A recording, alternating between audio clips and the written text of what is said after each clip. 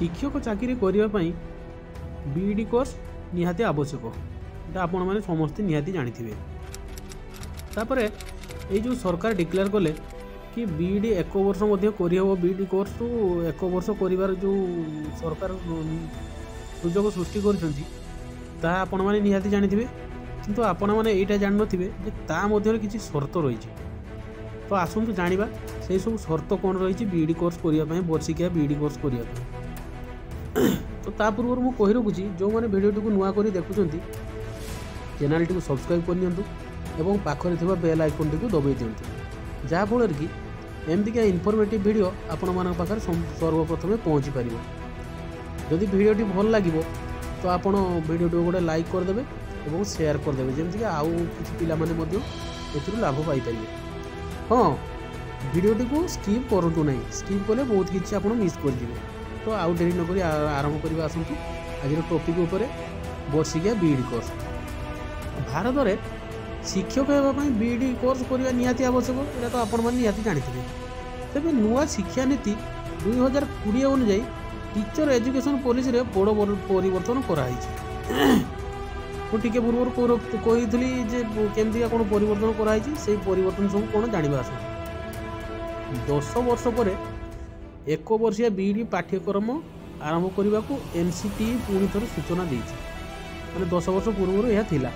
पुणी 10 वर्ष पर यह डिक्लेयर कराई केवल एतिक नुहे एमईडी पाठ्यक्रम 1 वर्ष कर दी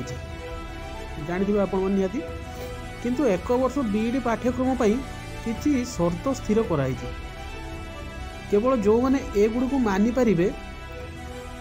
से मैंने ही 1 वर्षिया बीईडी पाठ्यक्रम एडमिशन नहीं पारे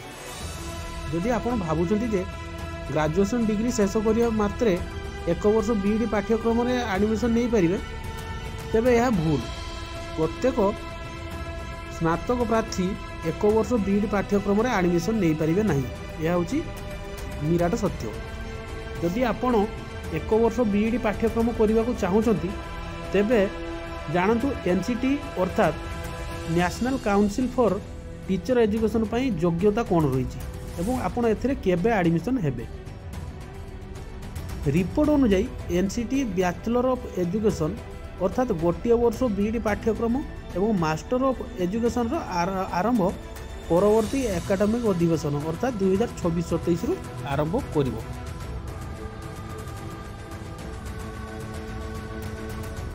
2025 रे बीईडी करने को चाहूथिबा प्रार्थी माने 2 वर्ष पाठ्यक्रम एडमिशन नहीं पारे 2026 रे बीईडी एडमिशन पाई जो फॉर्म बाहर से 1 वर्षिया बीईडी एवं 1 वर्षिया एमईडी पाठ्यक्रम एडमिशन पाई एक विकल्प ऑप्शन वर्षिकिया बीईडी पाठ्यक्रम करने को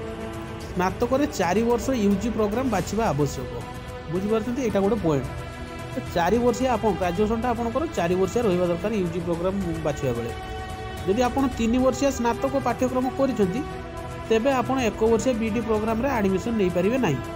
बुझी जो माने 3 वर्षिया ग्रेजुएशन करछन्ती से माने वर्षिकिया बीईडी प्रोग्राम रे एडमिशन नहीं पारिबे नाही 3 वर्षर स्नातक पाठ्यक्रम करथिबा प्रार्थी को पोस्ट ग्रेजुएशन अर्थात 2 वर्षिया बीईडी पाठ्यक्रम करने को पड़िबो 2 वर्षिया पोस्ट ग्रेजुएशन करथिबा प्रार्थी माने 1 वर्षिया बीईडी पाठ्यक्रम रे एडमिशन नहीं पारिबे 2 वर्ष जो माने पोस्ट ग्रेजुएशन करेंगे से वर्षिकिया बीईडी रे पढ़ी पारे बीईडी को पोस्ट ग्रेजुएशन स्तर डिग्री धरा जाए बीईडी को आप पीजी ग्रेजुएशन स्तर डिग्री धरी पारे 1 वर्षिया एमईडी रेगुलर मोड रे चलुवा एक फुल टाइम पाठ्यक्रम एसत चाकरिया एवं शिक्षक किंबा शिक्षा नेता माने 2 वर्षर एमईडी पाठ्यक्रम करें बुझीपार एक रिपोर्ट अनुजाई एनसीटी अध्यक्ष पंकज अरोरा कहते